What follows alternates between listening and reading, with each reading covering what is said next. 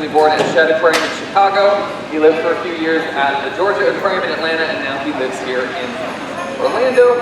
He has only been with us now for 6 months or so. He came to us in May.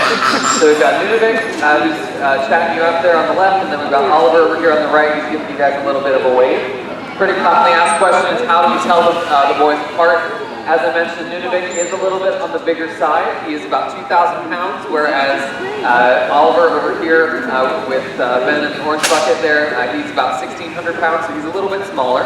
It's going to be less obvious here, but when you go down to underwater viewing, the biggest way, the easiest way to tell them apart is to look at their tail flukes.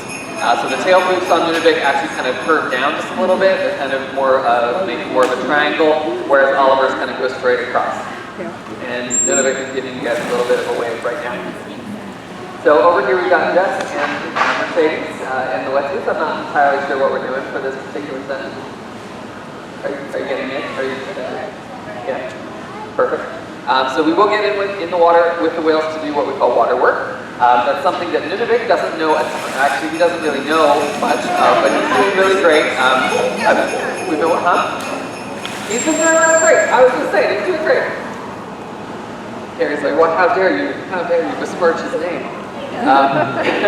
No, Nunavik has not done water work traditionally or typically at the facilities he's been at prior to here, but he has done in-water interactions where people are up to their waist in the water, but he's been doing really great with us when we get in. Oliver, however, who's over here on the left, Oliver came to us from the Texas park, as I mentioned, and at the Texas SeaWorld they have a show with the beluga whales. So they actually have a stadium with the belugas where they have, I think, 12 whales right now, and they can do shows, and they'll get in the water. And so Oliver knows a lot of those waterwork behaviors where we can interact with them in the water and do different things.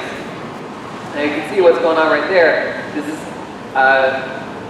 might be the first time we've had 2 people in the water with Nunavik. So Nunavik got a little bit curious there, and he came back to what we call a recall slap. So that's something that, they're going to be curious, and he wants to check out and see what's going on.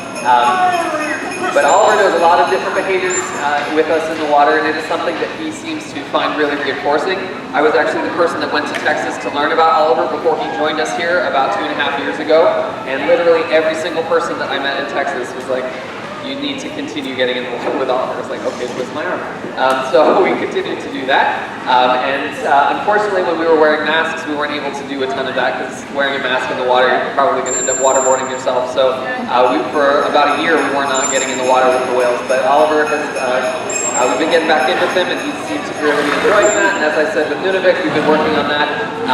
He doesn't really know a ton of the showy kinds of behaviors, but he's adapted to having us in the water with him very, very well. Yep. Does anyone have any questions about things I talked about, things I haven't talked about so far? How long do they live? On average, they're going to live somewhere between 20 and 30 years. That's the average. They could potentially live much older than that. I've seen numbers, it depends on what paper or book you're looking at. I've seen 60 as the maximum age, and I've seen 90 even as the maximum age. But those are going to be like super, super old. So the average is going to be somewhere around 30 usually. Yeah. What is the green thing? Okay, so yeah, I mentioned the toy that they're playing with, or they were playing with before we started the session. Here at SeaWorld we call toys environmental enrichment devices because they're part of the animals enrichment plan. Enrichment is anything that we can do with the whales every day to change things up. So playing with a toy that they like is something that can change things up. So basically that green thing is just a mat of really heavy duty felt.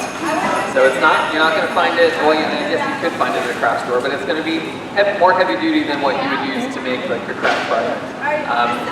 And they really like just dragging it around, and they can pass it to each other.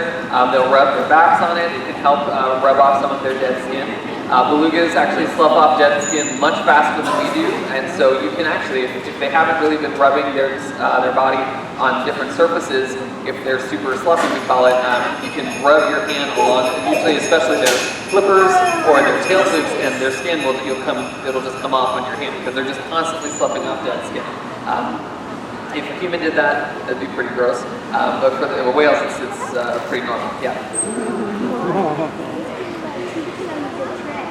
How long does it take to train them? There's not really an answer for that. There's not like a cut and dry answer I can give you. So every behavior is going to be a little bit different. Every whale is going to be a little bit different, and all of us that train them are a little bit different. So it's going to depend on all of those different things. Look at you go! So if it's super easy, it might not take very long. So the most basic thing that we can train them to do is what we call targeting, which is where they focus on our hand and they just put their face on our hand. And that might take a very short amount of time. But that behavior, which we call foot push, that probably takes a little bit longer. So it's also going to depend, like I said, like if you're in school and you're in a classroom, you might be a little bit better at math than some of your friends might be, but they might be better at history.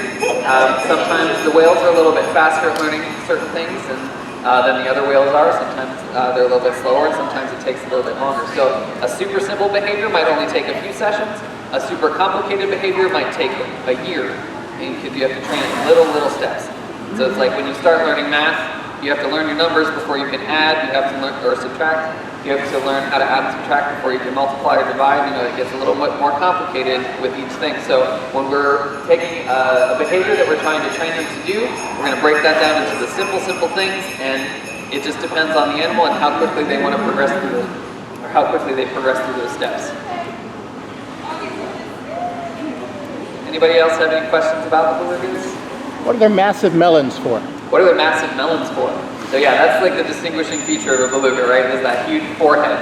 Now, if you looked at the skull of a beluga, that forehead is missing. It's not a part of their skull. Their skull is very flat on top. It's very triangular, coming towards the front to a point.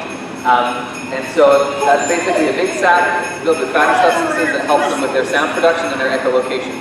So the melon acts as kind of a lens for focusing beams of sound waves when they're doing their echolocation. They'll make a series of clicks from their blowhole.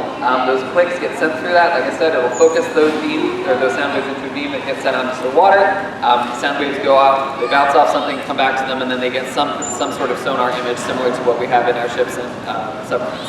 So the main focus, the main reason for it is echolocation.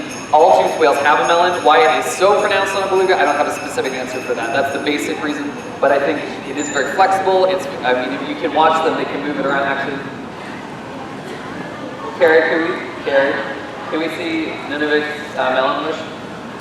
So if you want to watch Nunavik's melon there, you can see how much he's going to move it here in a second. See how he's moving it up and forth? Yeah, there we go. So they have a lot of flexibility with that. They can move it quite a bit, so that may help them focus those beams in different ways than some other whales might be able to. It's also very squishy because, like I said, it's not part of their skeleton. So actually, their whole body is pretty squishy, but especially up there on top of their head there. Alrighty, folks, I'm probably going to get off the mic now. I'll hang around here. If you have any other questions, I'll just hang up here for a couple more minutes.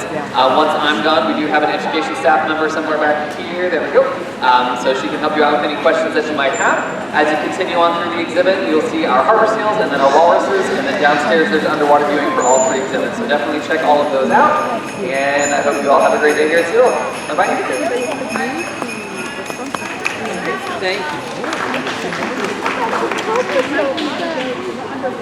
That was so enriching.